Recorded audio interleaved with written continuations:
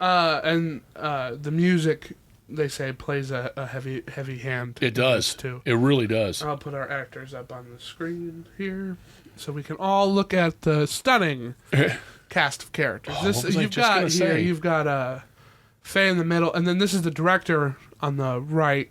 This is the Grindhouse Podcast.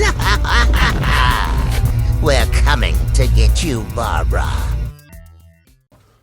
Welcome back to the Grindhouse Podcast. I am your host, as always, a cheese film, and joined with me today is my partner in crime, Mr. Hecubus. I thought I'd get to do the thing.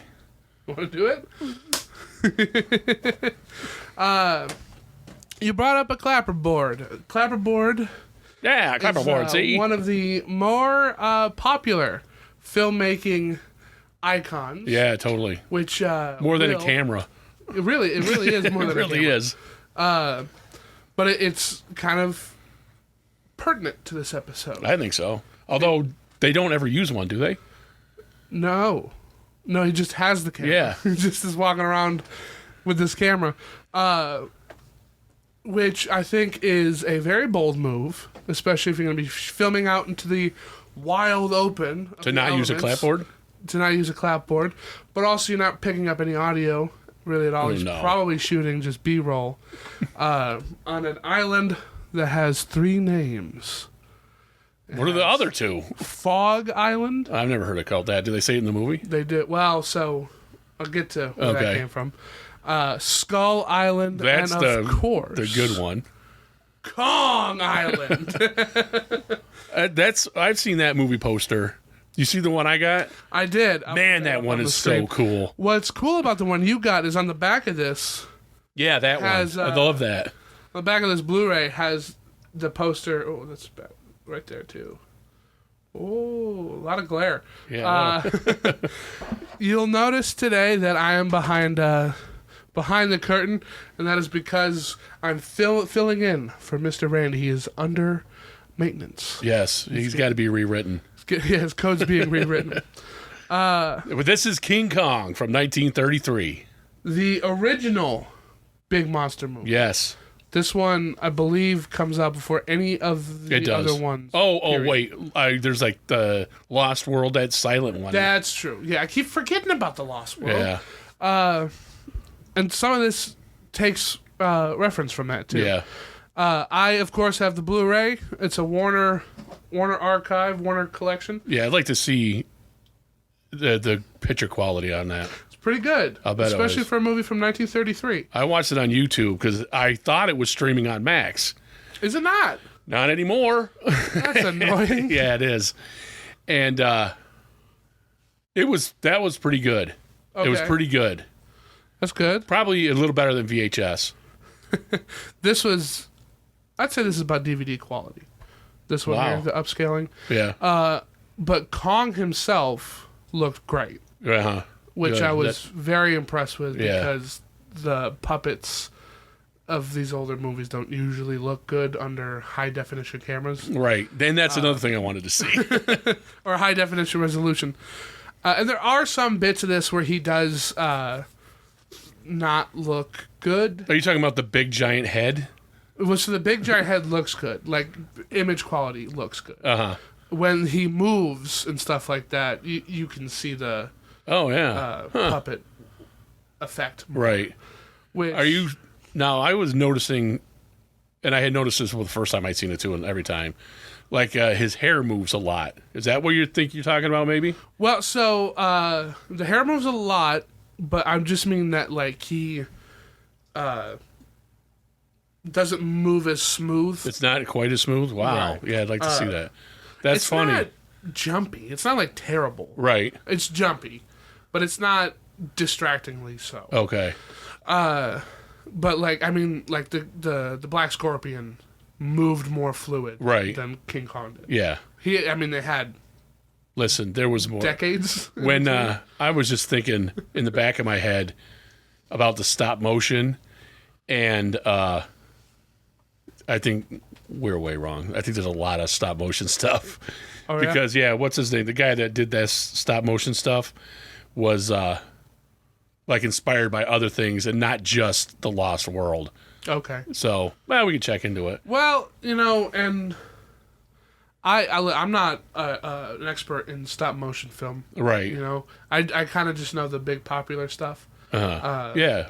And I even thought Godzilla came before this. I thought Godzilla was the first one. Right. But no, this came out in the 30s. Yeah, 20 years. Even with the Depression, was a smash hit. Yeah, it was. RKO was bankrupt, on the verge of bankruptcy until this movie came out. Listen, if you want to talk about that real quick, RKO. Its initial run, it earned $650,000. Mm-hmm. In today's money, that's $15 million. Wow, it saved the whole thing. Do you know what the budget was? No, and I was just going to look that up, and I forgot. It was obviously a hit, and it was probably fairly expensive. Well, and it almost didn't get made because of the cost. Well, and because nobody had any money for anything. Right. But the first thing that kind of got the ball rolling on it, and the first thing shot was Kong versus the T-Rex. Yeah. And that they're like, all right, well, we'll fund this. Right. We'll do it. Anyway, when it was released the second time in 1952, it earned $2,847,000 in 1952 money, which is $34 million in today's money. Wow. Yeah, really. That is impressive. Yeah, so over 2 runs, it made almost $50 million. That's pretty cool. And you know what? It earns. I think it's worth every penny that it earned. This movie is great. It's great. It is, and it. Oh man, and it holds up fairly well too. I think so too. Like a lot of the stuff, like there's we're talking right now, and now we're going to go to another scene, so we stop talking, and it kind of fades out like a play, kind of. They're kind of still shot like plays, and that is. I noticed it, but it didn't take me out of it at all. I was still having a good time with it. I did too. I don't think there's any part of this that I was like I knew what I was getting into. Yeah, especially it's King Kong. So the DVD, I don't know if your YouTube open like this, but with an overture. The overture, yeah, that was cool. I'm glad it had, because it kind of sets the feel of the film. Yeah, it does. And it also is not something... A lot of movies in the 30s, 40s, 50s, 60s had overtures. And you don't see them on the DVDs all the time. No. They'll cut it out because you don't need it. I think the first time I saw it was Spartacus, and I was like, oh, that's weird. That was on VHS. That was in the 80s. Have you seen Jeremiah Jones? No. It's a Western movie. Yeah, with Robert Redford. Yeah, it's pretty good. But I heard it's really good. Too. Really? Yeah, it's not. I mean, King Kong now has that. What is the word I'm looking for? Like air to it that it's something grand and to be appreciated essentially. You're talking about this King movie. Kong? Oh, yeah. I thought you meant the new King Kong. Well, not yet. But this one has. An air of like royalty almost. Yeah, like you would get dressed up to go see this. Yes. And like a play would have probably an overture is it's just the opening theater thing, yeah. Where you play the music and while people are getting their seats, and usually it's a live orchestra. Yeah. This one, it was a live orchestra, which is really cool that the person who does the commentary on this was 13, and he raved about that too, how they do that. There's a 13-year-old that does a commentary? He wasn't 13 when he did the commentary. Oh, okay. He was 13 years old when he saw the movie. Okay. And it's when did he see it? In 1933? Yeah, he saw it when it came out. How old is that DVD? The guy's got to be like 100 years old. The guy, so the commentary came out. All right, you got commentary stuff here too. I don't know when, but before the Peter Jackson movie came out. Okay, right.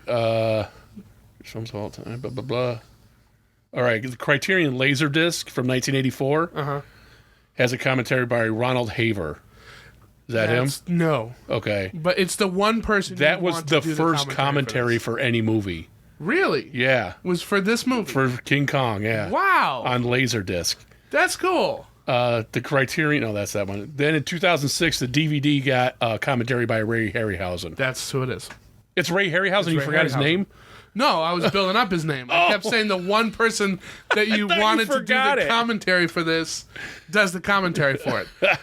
And he's joined with Ken Rasslin. Awesome. Who's also an effects guy. That's the one I would want to listen to. Yeah, and so... remember when I was telling you about the Total Recall one? Where they just kind of were raving about the movie? Right. That's what they're doing. That's cool. They do have... Well, those guys were making it, but that's a fanboy. He was, yeah. And this movie, I believe, is one of the big movies that got Ray into doing this stuff.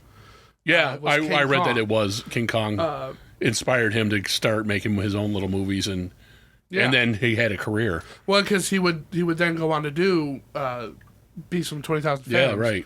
And so on and so forth. But it's cool because, like, I mean, he's the grandfather of he's the guy stop motion puppetry. Totally. So to have him be talking about the godfather of and the one that was his inspiration, right? Yeah, it's literally ideal, and I was very happy with it. Yeah, and it's cool that they don't sit there and like. I was worried that it was going to be more like sophisticated and like a little dry. Yeah. But they just kind of fan out about technique. That's great. And how much they love the movie, how it felt when it came out, stuff like that. Yeah, that's good. Which I very much was happy to hear. Because I like to hear like even the Total Recall stuff when they're just talking about it and technical things and little anecdotes from them, but also I would like to hear somebody's like basically relating to me, because we got the same interest. I think that's cool. And it really was a good little time to have, because I like King Kong. Yeah, I think King Kong's awesome. So to fan out with another two people who like this movie too is pretty fun. It is cool. So getting into that. All right. It was directed by Marion Cooper and Ernest Shoesdeck. They also produced it. Mm-hmm. But one of them, I think it might have been Shoesdeck, had to come in late. Like Marion Cooper directed all that stop motion stuff. Yeah. And the monster stuff like that first. And then Ernest came in and was helped with the live action stuff because him, Fay Wray, and Robert Armstrong were still making The Most Dangerous Game. Yes. And The Most Dangerous... I was like, oh, wow. Yeah. Do you know why I think that? Well, is it because it was shot... No. It's because it's the Zodiac's favorite movie. Oh, really? Yeah. And that's where the symbol that he had came from. Uh-huh. Yeah, all that stuff was... came from... Yeah, that was his favorite movie. Game. Yeah. I believe it's The Most Dangerous Game. Was, while they were filming that, it was... here you go, it's 9 a.m., we're filming this. Now it's 2 p.m., go film King Kong. Like, they did it... Oh, yeah, I think they did have to do a little bit of that. Back to back. Yeah. All day long shooting, which is cool, and a lot of the same sets are used. Yep. In both movies. Yeah. I believe the wall with the big door. The wall was one of them. Yeah. Which I think is pretty interesting. I do too. That wall is cool. That's Roger Corman would do stuff like that. Yeah, definitely. He absolutely would. And during the Depression, they're going to have to do stuff like that. They got no choice. Yeah, you got to save money somewhere. All right. Edgar Wallace, James Creelman, and Ruth Rose wrote the screenplay. Story by Edgar Wallace and Marion Cooper. And stars Fay Wray. She's the most famous one. I don't know any of these other people, and I don't really care. Only because I heard, Robert Armstrong was in this too. I was like, from King Kong. That's cool. And then music by Max Steiner. And the music they say plays a heavy hand. It does too. It really does. I'll put our actors up on the screen here, so we can all look at the stunning cast of characters. You've got Faye in the middle, and then this is the director on the right, and then the captain right on the left. Oh, no, I think it's the main love interest guy. But what does he do? He's like the first mate or something. Okay. This might be a little bit controversial, but I think Peter Jackson's remake of this movie is a phenomenal remake. I do too. It really does. I would rather watch the new one, actually. The Jackson one? Yeah. Or the Kong Skull Island one? Oh. Okay, we're just talking about King Kong. So King Kong, I'd rather watch the Jackson one. Skull Island is a whole different thing. It's not. And I love it. It's great. It's completely different. Almost unrecognizable, but it's one of those where everybody's like, "Oh, don't remake unless you have something new to say." Yeah. Well, it does its own thing. Yeah, 100%. It introduces a whole bunch of new stuff. You want to know something that's not new that it got introduced? What? You know those weird two-legged things? Yeah, they're in this, aren't they? They're not in it, but they were. What's that called when they design stuff for their production? The production design? Yeah. They had sketches of them. Yeah. And that's where they got them from. That's cool. Yeah, it is cool. Let's put the big guy on screen here. He's fighting a Tyrannosaurus Rex. Yeah. I love the old look for these dinosaurs, the outdated look. Yeah. You know, with a dragon for lots of years, too, that was like that, because those are the dinosaur toys I would have. Yeah. Looking like that. And I think, it's either Stegosaurus or it's the T-Rex here, where the tail moves in a very particular way. The Stegosaurus. Kind of up and down. Yeah, when it's dying. What's his name said to Ray, he's like, "Oh, that looks familiar." And he's like, you're watching why a lot of my stuff moves the way it does. Yeah. Because of this. Wow. And it's really crazy to think that, like, he didn't make this movie. He didn't do the effects because they are that good. Yeah, he is that good. Yeah, he ended up being that good. Yeah. I love that part, too, when after they kill it and then they're walking past it. Mm-hmm. It looks fabulous. It really I does. was watching that. I think I must have took it for granted most of the time when I was watching it, but this time I was watching it and I'm like, that is really good. And it looks like they're walking right in front of it, and that it's enormous. Mm-hmm. They do a really good job. A lot of that was shot composites. 100% was a shot composite. Yeah. There's another one.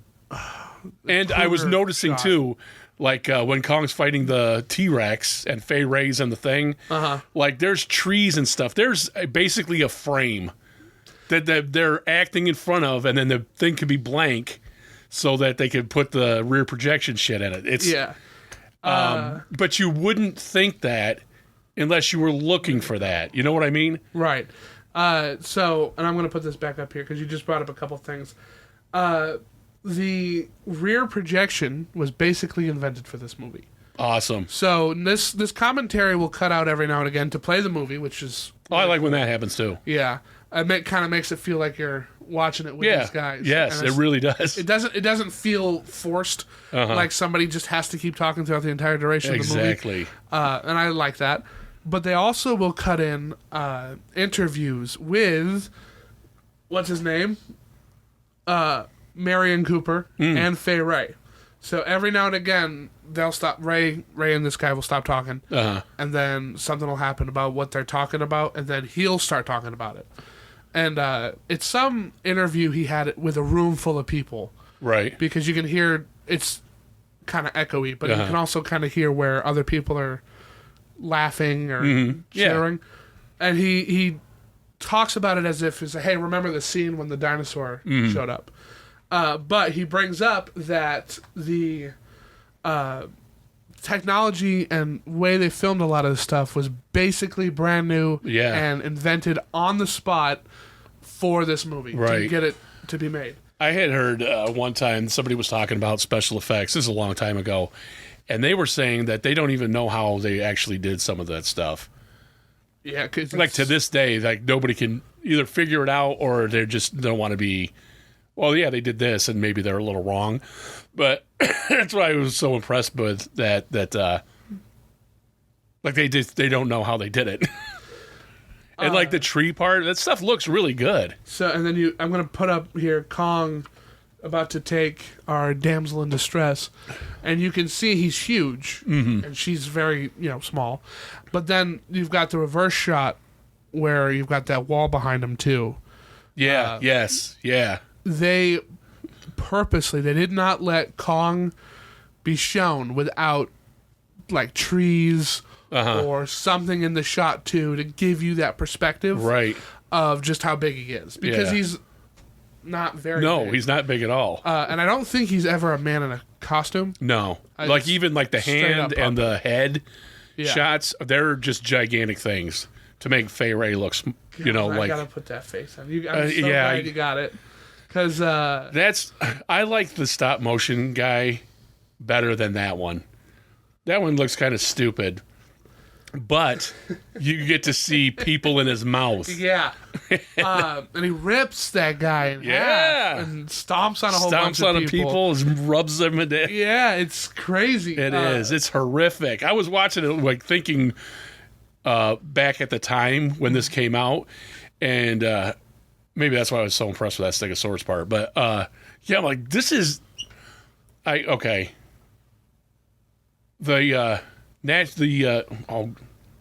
Anyway, it's horrific. So people back then would have never seen anything like that ever, I would imagine. And so this would be a real shocker. Yeah. So all right, there it is. One of these two said that when this movie came out, it had the same exact critical and audience reaction to it that Jurassic Park did when Jurassic Park came out. Yeah, I bet it did. And all with the effects, it was a must-see thing. Yeah. You had nobody had any money, and they still went to go see this movie. They had to see it. Yeah. It was a spectacle. It was a spectacle, and same with Jurassic Park. Yeah. Which I feel fortunate that I got to be a part of that, like King Kong, because it really was a spectacle. And people, including myself, because I went to the theater to see it, I was gobsmacked by it. It was amazing. Your mother asked me, because I went to see it before her. She was going to take her kids, Patrick and Sarah. Yeah. Shout out. If it was any good, if it looked real. I said, it looked like they got him from the zoo. I was so amazed because I went to work immediately afterwards, and she asked me, I was still in shock about, and I know these people were too. It still holds up. Like 100% it does. It still holds up. The only thing that I think is kind of crappy in it is in the kitchen scene, sometimes you could tell they're CG. Because of the way the tongue moves and stuff like that, I don't like that. Or how reflective the surface around them is. Yeah. They have to be lit a certain way. Right. You can tell. Yeah. But there's parts of it where they're not CG, like when they first walk through. Yeah. And the raptor dips its head down, and you can see a technician in the doorway pushing on the tail to bring the raptor back up. Oh, I don't know. Because they were weighted. There's a lot of little things in there. But again, they blend the practical and digital effects so well. So well. You're not even looking at stuff like that. I've never seen that. I've only seen it when people slow down the footage and like really point it out, because I'm still looking at the raptor there. Yeah. It really is amazing. Yeah, and I'm sure people were screaming about this movie. It's, don't eat for a week and go watch this movie. It's that good. Yeah, man. And we probably had this. I remember certain scenes of this growing up. We had it on DVD. I don't think I ever watched the commentary, but we did have it on DVD. Do we have it on VHS? I don't know. Because I feel like I've seen it before, like on a tape. Because definitely the dinosaurs walking was like, I've always had that in my head. And then rewatching this, I'm like, yeah, this is where it's from. I've seen this before. Right. But basically, watching this for the first time is what I did, because I was a child. Yeah. I don't remember a lot of it, and giving it its time in the sun now, I'm coming into it with a fresh mind. I think it is one of the greatest movies ever made. Okay. In 1991, the Library of Congress put it in the National Film Registry because of that. But Rotten Tomatoes said it's the greatest horror film of all time and the 56th greatest film of all time. Wow. And you know what? Wow. And that's what I had read that before I watched it. Mm-hmm. And when he's putting people in his mouth and just murdering, straight up gonna kill everything he can get his hands on. And they look good. Yeah, they do. Like Well, I don't think he would be like, and because there are people screaming in his mouth, but that's for the audience because he would just start eating them. That's the spectacle. Yeah, part of it. And I told you before, I love that part of the Jackson King Kong where he's got blondes and he's just like throwing them. Gosh, great movie. The movie is so good. Some girl was supposed to have the part of Faye's character in this. Yeah. Dorothy something. Yeah. And the director said, no, I want a blonde. Well, Faye's a brunette. Right. So he threw a wig on her and gave her the part, which I find to be funny because he didn't say, no, I don't want, he wanted the actress. Right. They might have had some relationship too after this. They might have been married or something. But he wanted her for this, like sought her out. Right. And in the movie, the director seeks out an actress because the studio people are like, women don't do good in picture. Why do you want her there? And he's like, no, I want her. And he goes out, he finds her, and boom, it's his leading lady, and she's all about it. She is as iconic too as King Kong.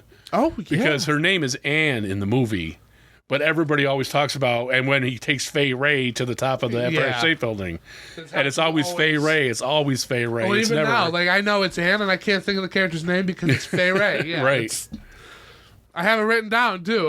That's who it is. It's like transcending the character. Yeah, it is. She is the character.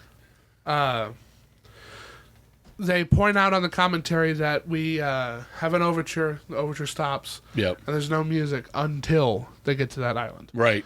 I think that's kind of a cool way to do it. They really exaggerate how suspense works in this. Yeah. Because this movie was censored a couple times and chopped up. Yeah, it was. And it ruins a lot of stuff, they said. They say it really takes you out of the suspense that you would normally get from just watching it straight. Yeah. I think all that stuff went back in like the late 70s or something. A lot of it was There was this one that came out in the 70s too. And part of me is curious as to why you would do that. Because people in the whatever time they started censoring it couldn't handle it, but the people in the 30s could. Yeah, like what? What? Because it wasn't censored in the 30s. Yeah, it's not censored 50s. Like the way they do it now. Where it's censored or trigger warnings and all that. It was, they just didn't think it was appropriate. Stupid. And there was something the director was saying how he wanted Kong to be shown like ripping her clothes off. And then she's like, whoa, like she's asleep first. And then she wakes up and he's just kind of playing with her. And the audiences were all laughing at that scene back in 1930. Right. And they censored it through the 50s. Man, I'm glad I didn't see that part because, like, it looks pretty cool. Is that the? We got a picture. Well, I don't remember whether that's Fay Ray or a stop motion person. Yeah, but I think it's Fay Ray in his hand. And when he's taking the stuff off, it blends good. That's what I was appreciating by it. Yeah, and so... And I also thought, holy cow, you could see a lot of her in 1933. Yeah. Well, it's kind of funny to think about, but a lot of that censorship, a lot of that stuff came into the 50s. Yeah. Where they wanted everything to be more family-friendly and nuclear. You know, like there was an American and not ideal. Commie. Yeah. And basically, if you went against it, you didn't have a job anymore. Yeah, it would blacklist a lot of people. Oh, yeah. Which sucks, because what could we have gotten is the question. Oh, yeah. But, the censoring of this movie is just stupid. Yeah, I don't agree with censoring a lot of things. I don't agree with censorship at all, because you don't have to go watch it. But here's the thing. Cooper had a friend that traveled around and did animal stuff. His name was Douglas Burden. And he wanted to make a movie about that guy and gorillas. And he made gorilla movies and stuff. Yes. But also, I think it was Cooper that made this movie that, man, you could not... We'll never do an episode on it. It's called Igandi or something like that. Man, oh man, does it... Just the description, it sounds like offensive. Only offensive. Just to be offensive? No, not... They're doing it for real and thinking they're doing something good. But it sounds like if you used real slaves in your movie about slavery and stuff. Oh, my God. It sounds just the worst.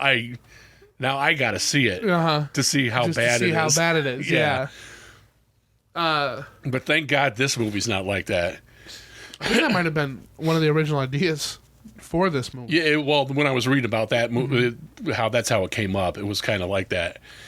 But this Skull Island is supposed to be is like South Pacific. Yeah. And the guy mentions, I thought this was cool. He mentions, he says Anchor. He's talking about Angkor Wat, which is a place that it has these octagonal things, like buildings made out of giant, heavy stone that's octagonal. It's all octagonal stuff. Weird. It's really weird. Nobody knows to this day what it was, who made it, anything like that. And he mentions that in that. I thought that was cool. Yeah. About the wall. Ray, later on in his life, went to the island that this island is based on. Oh, really? And he said they had a pamphlet. The people on the island were cannibals up until yesterday.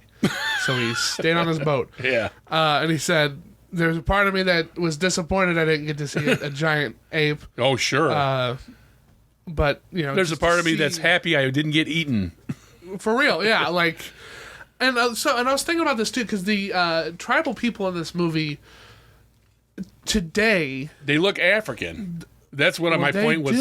Was why it was. There should be Southeast Asian people. Yeah, and they look like they're off the coast of Africa, but they also look like they're off the coast of Africa. Like it's not. I don't think it's any kind of offensive looking stuff. It looks exactly like the it does. Zimbabwe tribes or the Zulu tribes, like how they would look. Yeah. Even up with the paints on their faces and stuff. Everything. Like that. None of it is caricaturish. Right. None of it's like which they were prone to do back then. Insanely. And I don't think so either. Yeah. Then these people they have their own civilization, but they're not advanced like us. Advanced. No. And they they're not looked down upon really either. And they're not just straight up like, well, we're gonna kill these guys now. Yeah, you know, right. Like they end up kidnapping. Yeah, but the golden. They call her golden something. Anyway, the sacrifice. Yeah, they're not like any kind of what could have easily been just an offensive stereotype. Yeah, right. Like it really does feel like they've discovered, like in the Jackson one, like they just discovered an unknown tribe who happens to worship a giant gorilla. You haven't mentioned that he went to an island. I wonder if it's this island, because no one is allowed to go to this island to this day. These people that live there are from, like, they're not any kind of 20th century, 21st century, nothing. And if you go there on a boat, they'll kill you. They'll just straight up kill you. They might not eat you. They might eat you. But some people have gone there and they're immediately killed. As soon as they know they're there, they kill them. So everybody's like, you know what? Leave them alone. A lot of people don't mess with Let them do their thing. It's our territory. It's our land. Like, people, like, man is an animal, and they're a very, very defensive, protective animal.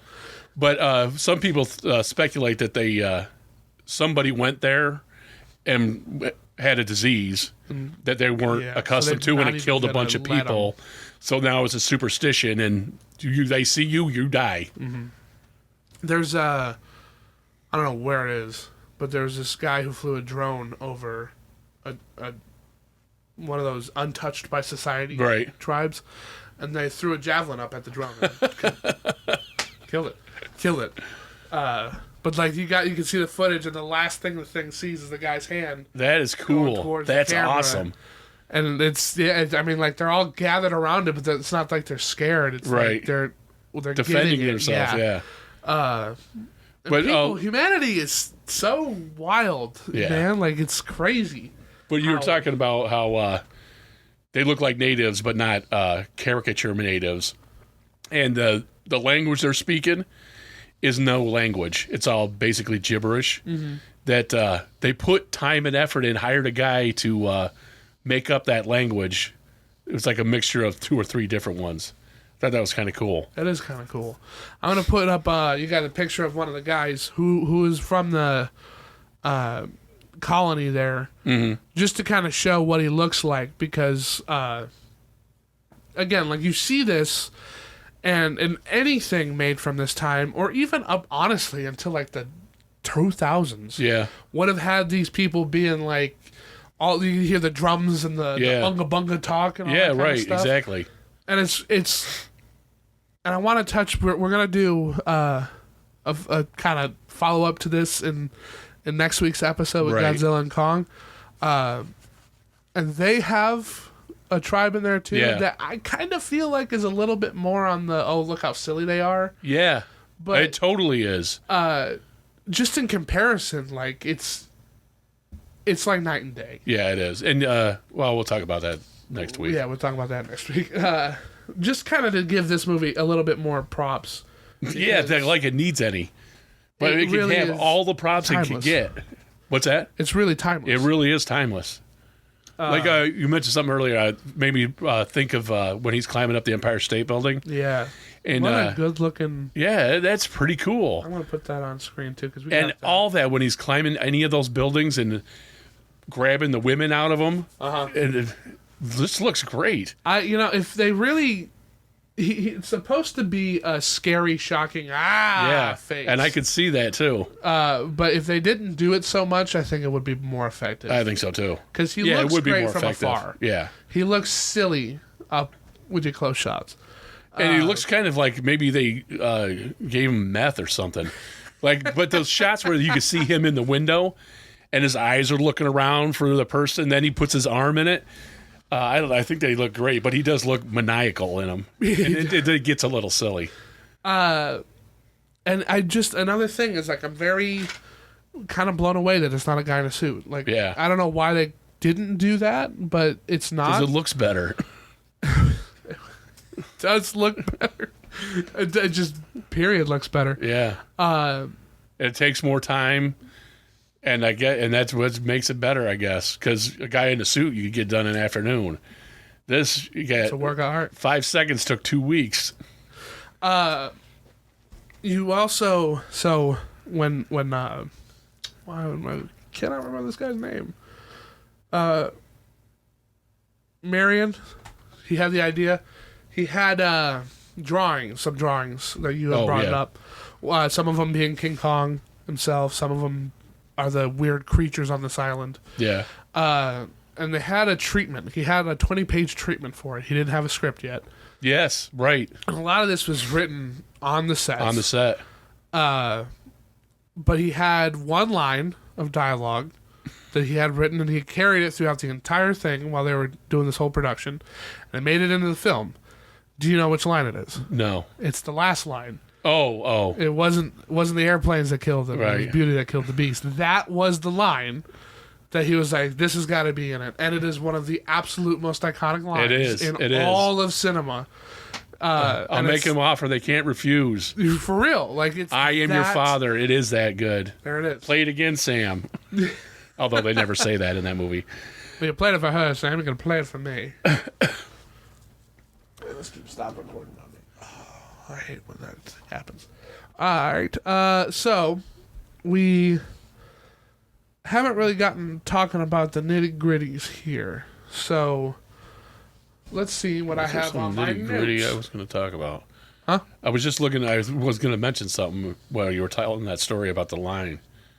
Oh, yeah. There was one part that was in the script or whatever they were going to.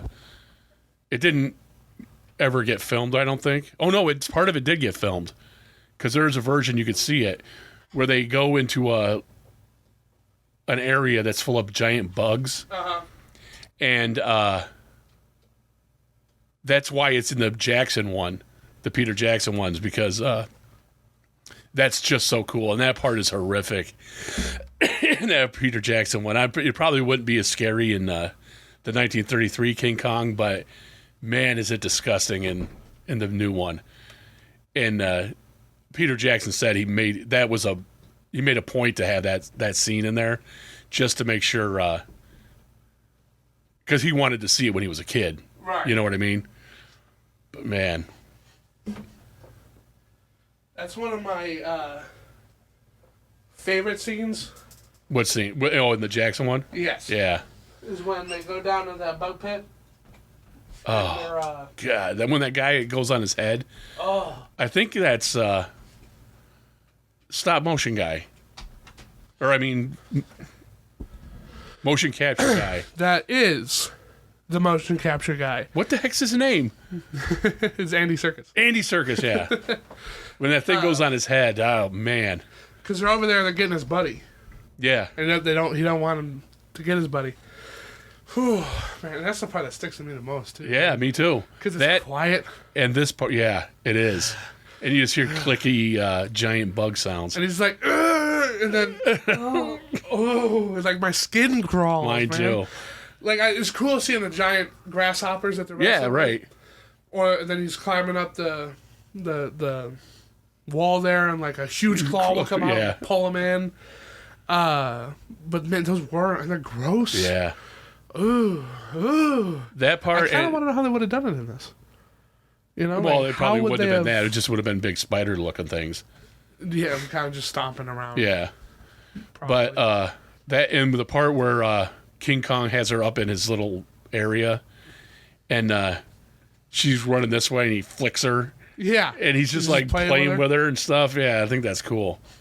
I like how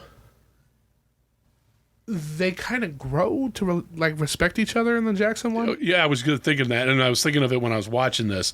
Fay Ray Ann has PTSD, man. Oh, yeah. Well, after she gets out of there, she doesn't want to go back, and she doesn't really want to be in the room with them, a big ape.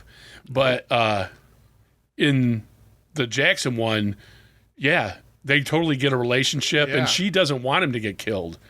And it's like really sad at the end. I don't know if I'd go as far as to say it's like Stockholm-y. Yeah, but right. I think it's more of like he's just a big monkey. He's like a giant kid. Yeah, right. Like you connected in that primal kind of way that he's just a monkey. Yeah, it's really Beauty and the Beast. Right. They play more into Yeah. it being like a tragedy Yeah, than they it do. being a just a big monster. Because he's also, I mean, obviously you have decades of advancements, but and he still holds up. What, the new one or the old one? Not the new one anymore, but the new King Kong. You don't think stands up? Well, he's not the new King Kong anymore. We got a new Kong. Oh, you're right. Like when you say it, like it's a new King Kong. He looks like a monkey. Yeah. He doesn't look like, it looks like a photorealistic actor ape. Yeah. Like that's how crazy it is. The mocap, ironically, done by Andy Serkis. Of course. Who has a actual part in this too. But like you can connect with it more, even the audience can. You can connect with King Kong on just a whole bunch of different levels. Yeah. I feel like. Which you don't need it. Like it's just a monkey. Like you're not I don't not view this King Kong as an ape, and I do view that one as an ape. Right. But the face alone helps make Kong feel like a character. Yeah, it really does. I feel. And I wonder what Ray Harryhausen would have to say about Peter Jackson's King Kong. I don't know if he died before it came out or what, but in this, he's like, I'm not against computers. Right. I think computers are a tool. I don't think we should be using them as reliant as our wits, right?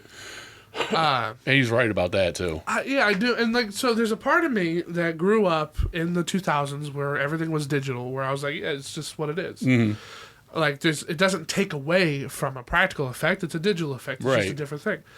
But watching so many older movies now where it was the option was you're going to have to figure it out. Yeah.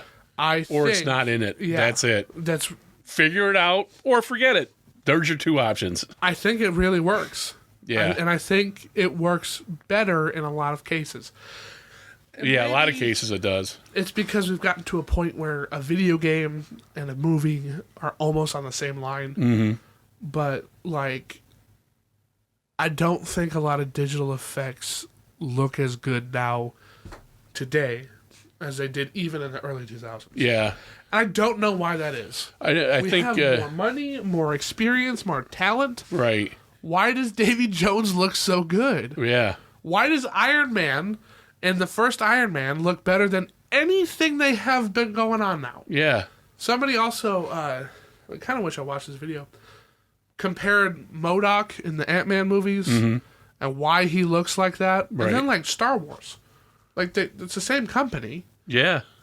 Why does Star Wars, like the new Star Wars movies, why do they look better than this stuff Marvel's doing? Yeah. I don't know. I really don't. And I kind of... Just go back to this. Yeah, seriously. And they were going, like, the remake of The Thing. Those guys did great practical effects. Yeah, and they covered them up with digital stuff. Talk about a tragedy, man. For somebody's ego. It had to be some executives like, well, no, we're going to do digital. And they're like, but look at this. It looks so good. Everybody does digital. But you know what I mean? Somebody just stupid, doesn't know what they're talking about, and has the power to make it happen. You're wasting money at that point. Like, you're honestly, you're wasting money. Throwing it away. Because, did you see any of the practical effects for that movie? Yeah. Because I think they look better. Bonus feature on there where you can actually see a lot of it working. Because they were working off of what John Carpenter did before. Exactly. So they, brought their A game, and they just muddy it all up. Yeah. And I don't see the potential. I'm not going to see a Thing movie because it's got digital effects in it. Right. I'm not going to see a movie because it has digital effects in it. No. Like, that's not the seller for me. Right. It's not the seller for anybody, and that's what these people don't understand. I want to go see a good movie, and the more believable it is, the better it is. That's all. End of the day. That's it. And I could suspend my disbelief for a lot of things for a long amount of time. I love Yoda's a puppet. Yes. I can't see Yoda as anything but a living thing. I can't see Kermit the Frog as anything but a living thing. That's a guy's hand in a sock. But you sell the illusion. Right. I bought into it. Yeah. And that's what it is now. So there's a part of me that, like, loves things like Attack of the Clones. Sure. I think it looks great. Every clone's a digital guy. Not one of them. Sebulba is a completely digital guy. The other guy, which we won't mention because everybody hates him so much, still looks good. Are you talking about Jar Jar? Oh, don't say that. Oh, he's got he's getting love now. Oh, that's good. And he deserves it. Ahmed Best, who was the actor, got a lot of... Yeah, he did. Oh, my God. I don't know why. I don't either. And so did Jake Lloyd, who played Anakin. Come on. Give me a break. These are... Oh, I hate that. If you hate their acting that bad, attack George. Because he's the guy who directed them. Or just don't watch it, man. How about that? Because I'm not saying attack the person, but don't attack George. Drive a kid to want to kill himself. God. And there's a part of me that doesn't forgive Simon Pegg for hating these movies because he was one of those guys. Really? He was? Who was the prequels are terrible. They've ruined Star Wars. Oh, I didn't know They had a documentary against George Lucas. It was The People versus George Lucas, I think it was. They just attacked him. And they try to get Mark Hamill to say stuff about how bad George Lucas was. And he caught on to it. He's like, well, hang on there. I don't think George is a bad guy. But, like... Really, man, I'm really let down. These people, because, like, Disney's given Ahmed Best a second chance. Uh-huh. They gave him a Jedi character who was the person who saved Baby Yoda. It's not anything, but it means something because of the crap that he had to go through for a character Unwarranted, who was too. a kid's character. Yeah. If you didn't like it, then don't watch it. And I don't know. I never did not like those movies. All three of them I think are great. I love them. That's what I was going to say. Did you see those ads for that Monopoly game? Because you can have Monopoly Go. It's an app, and they have a Star Wars version of it. So, like, Hayden Christensen was in it. And this girl's like, you will do this. And he's like, I'm not doing that. You will do this. So then he leaves, and you guys used to do this too. There's an automatic door. He goes like that. See, I love that. I really love that.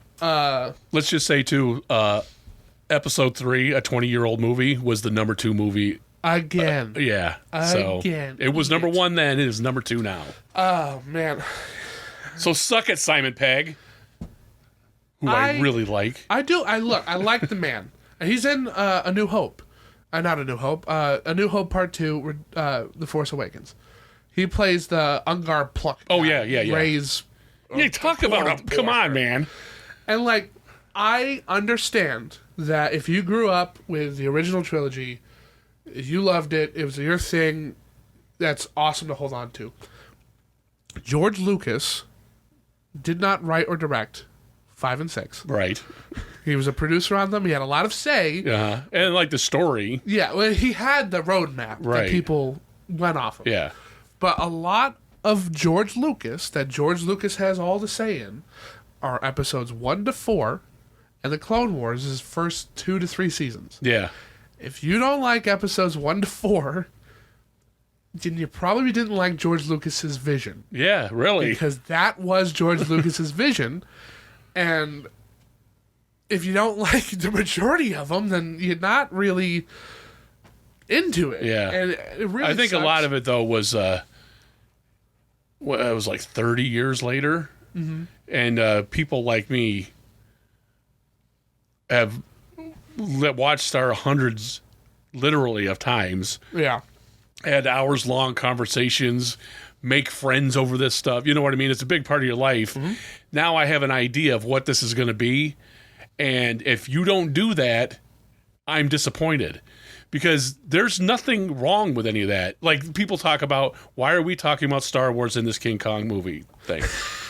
About this is what we do. Like, there's they're talking about, like, the Senate and stuff like that, and there's all these meetings. Well, I want to watch a movie about meetings. Well, there's a bunch of meetings in episode 4 too, asshole. So just shut up. There are. There's a lot of movies where all it is 12 Angry meetings. Men? I was just about to bring that up. That's it. All of 12 Angry Men happens inside one room where they talk about something we didn't see. In an afternoon. That's the whole movie. Yeah. And it is, again, touted as one of the greatest movies ever made. I love it. It's great. I think it's... I agree. I think it's one of the greatest movies ever made. And I love when people spoof on it because it puts you in a box and sees how creative you can be. Yeah. Because it's good. It's good. It's so good. It is. And so is King Kong. But you know the who 1933 King Kong is great. Loved King Kong? Everybody? George Lucas. Oh, really? Wow. Weird.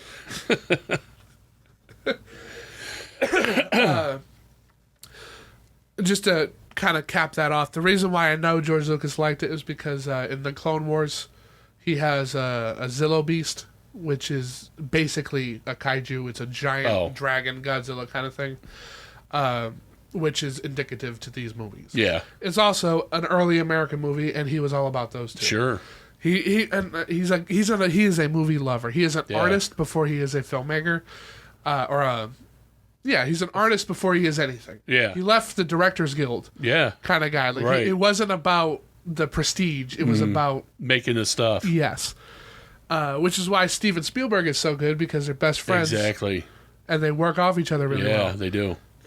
Who I would love to see make a movie like this. I would love to see Steven Spielberg make a King Kong type movie. Huh. Not a King Kong remake, but just that type of movie. I think he could, because it has a lot of whimsy and adventure to it too. It has a ton of, it's all adventure and whimsy just about. I don't think this is a horror movie. Like Godzilla, I don't think it's a horror movie. I think it's just like... I never thought it was a horror movie either. A good...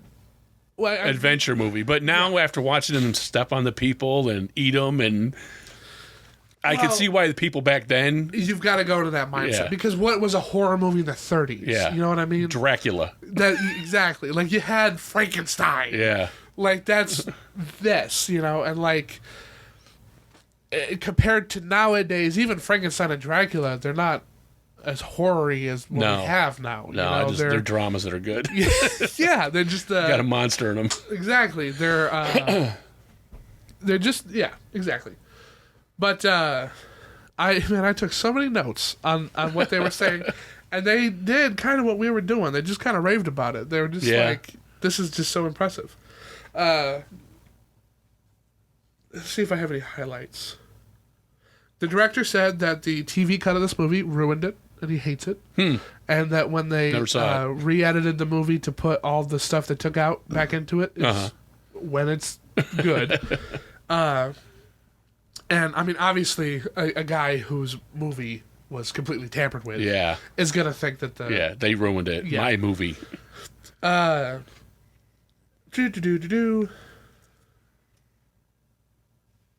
think that's really all the other highlights I had. But that's an interesting commentary. And I would like to watch it with that on there, because those... interview parts you're talking about, that sounds cool too.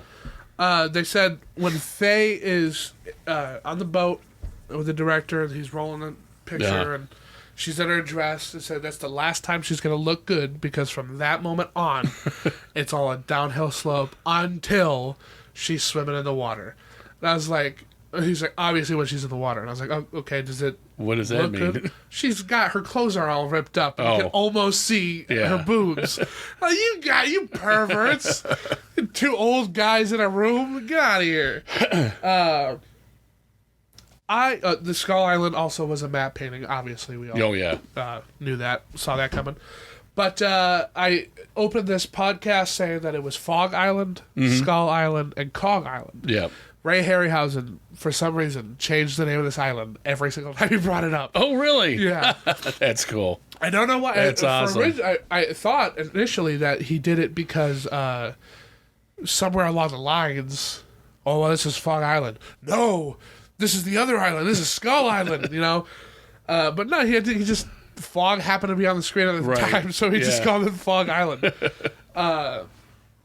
But overall, man, I really, really enjoyed this movie. Yeah, me too. Watching it again. We've watched Godzilla, the Black Scorpion, and King Kong. Have we got any other giant monster movies that we watched? Oh, what was it? Journey to the Center of the Earth? The Land That Time Forgot. On the podcast, though. Yeah. We haven't done that one. Yeah, we have. With a submarine and I'm thinking of Journey to the Center of the Earth. Yeah. And then you said Land of Time Forgotten. I went right to the Will Ferrell movie, and I was like, we didn't do that. Land of the Lost is good. I think this and the Black Scorpion are probably 1 and 2. Then Godzilla. Yeah, it could be. And probably because Godzilla, I don't even feel like it's a giant monster movie. I think it's a really dark drama about it is way more like that. Yeah. Like Godzilla is clearly a metaphor, but like it could have been anything. Yeah, it could have been a cloud of smoke. Yeah. Like that's how poignant that story is. It's just the creature could literally be anything. Yeah. It doesn't have to be that. The way everybody talks, like how they had just come out of a war is really, I don't know, you really get the sense of that. You do. Because it really is. Do you know what I mean? Yeah. And all that stuff is great. Like sometimes Godzilla in that first one looks pretty good. Sometimes he doesn't look so good. And it's cool watching him. But that's like one of the few that until modern times, the people are interesting at all. Yeah. And you know what's kind of funny about this too? The people in this are more interesting to me. Yeah. Than the people in any other giant monster movies. Yeah, they are pretty interesting. King Kong, for some reason, the people are really the good driving forces of the movie. Yeah, I don't agree with you. That's the only because, one thing. What's his name? The director guy. Character. Jack? Is it Jack? Jack Black plays him in the newer one. Uh-huh. He's way more sleazy in the new one. And I had forgot. I just expected to see that in this, and he was just a regular, pretty cool guy. But like the first Pacific Rim, those characters are really good, and you follow mostly them. And new King Kong. That's but Guillermo like all del those. Toro, right? Yeah, it is. Pacific Rim? Yeah. All these new Godzilla movies, they're pretty good. Back in the day, forget about it. It's filler. All the people. Yeah. Filler and fodder. Filler and fodder. Kill them all. That's my Get first them all band. out of there. I don't really have anything else to say about King Kong. You got... Just definitely check it out. Definitely check it out. You know all about King Kong because he goes to the top of the Empire State Building. There's no spoilers. But watch it. Yeah. You if you've never seen King Kong and you think you know what you're talking about, experience. Yeah, you need to experience what was one of the greatest. Monster? No, greatest spectacles of all time. Yeah. It is the eighth wonder of the world. Yeah, he's the eighth wonder of the world. The movie really sells it hard, and yeah, I mean, like it's that good. It is that good. That good. It stands the test of time. Got this on Amazon, right? Got this on Amazon. Went to McKay's after it was delivered. Oh no, because I couldn't find it there for so long. There it was. Yeah. And it was the digibook that has like the essay book on. Oh man. Like, if I didn't just spend money on this, I would have got it. But I have been Cheese Film. And I am Hecubus. Are you Hecubus? Is this Hecubus? And this has been the Grindhouse Podcast. Check it out.